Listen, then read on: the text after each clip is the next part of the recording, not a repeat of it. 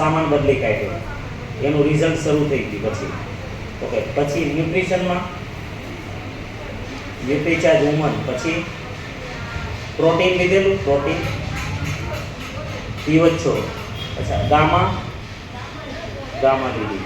Okay, veg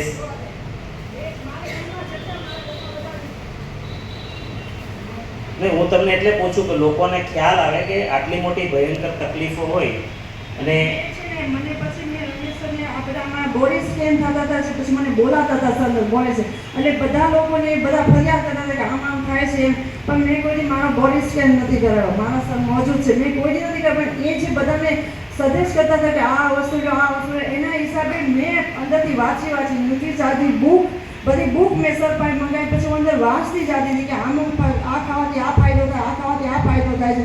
તો મેં સર્વશ્રેષ્ઠ પહેલાં તો મેં ન્યુટ્રીચાર્જ વુમન, પછી ગામા, પછી આ પ્રોટીન પાવડર જે આપણે આવે છે ને પ્રોટીન પાવડર આપે, એ પ્રોટીન પાવડર મેં પીધો. રોજ સવારે પી જવાનો ફરજિયાત.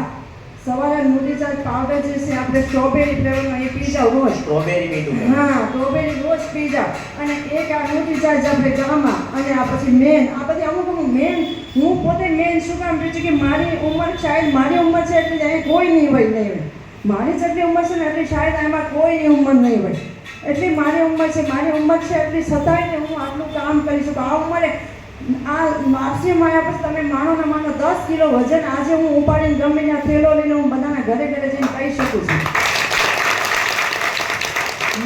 જે માથી 2 કિલો વજન નહોતો ઉપડતો, આજે 10 કિલો વજન આરામથી ઉપાડીને હું વહી જાઉં છું. બધાને ઘરે જઈને કહું છું કે આ વસ્તુ લો, આ વસ્તુ લો, બધાને ફાયદો થાય. અને એવા મારી પાસે 900 ડૉક્ટરો છે જે એને પણ ફાયદો થયો છે. આ બધી વુમનથી આથી એવા કસ્ટમર, એવા આપણે અભિયાનમાં જોયેલા સાથી પણ છે.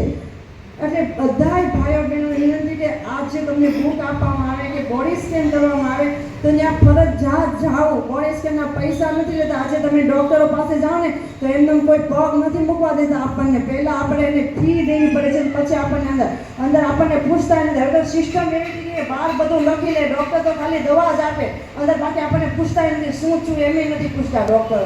કે મેં તો 2013થી દવાખાના ધક્કા ખાધા, અમદાવાદ, ભાવનગર, કોઈ ડૉક્ટર બાકી નહીં મૂક્યો હોય એટલા મેં દવાખાના ધક્કા ખાધા. મને તો હરેક દવાખાના હરેક ચીજનો પરિચય છે કે જેના ઘરમાં દવાખાનું હોય ને એના માવતરને ઊંઘ નથી આવતી.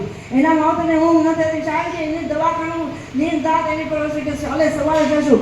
નહીં માનો 5 થી 7 હજાર રૂપિયા હું એક લિસ્ટે ખાઈ જતી દવાખાનાની અંદર. આજે 1 વર્ષથી બચી ગયા, પૈસા બચી ગયા. મારા ઘરમાં કેટલા પૈસાની બચત થઈ છે. અને પ્લસ આરસીએમમાંથી આવક, આરસીએમ પાક અને પવિત્ર પૈસો છે. એવો પૈસો છે ને તમારા ઘરમાં શાયદ 10,000 આવશે ને તો એ 10 લાખ જેટલી બચત આપશે તમને.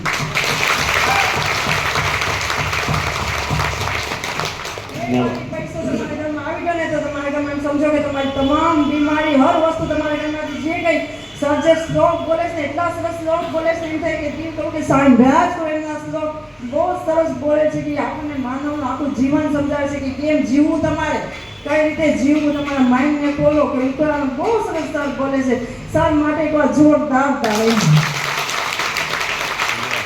ખરેખર મને બહુ જ કહેતા હતા અમારા સર કે એકવાર સરનો પ્રોગ્રામ સાંભળો આ, પણ મારી પરિસ્થિતિ, મારા ઘરમાં બધા જૈન માણસો છે એટલે હું ક્યાંય બહાર ના નીકળી શકું. આજ મને મોકો મળ્યો સરને સાંભળવાનો, એના બદલે ખૂબ ખૂબ ધન્યવાદ. ધન્યવાદ.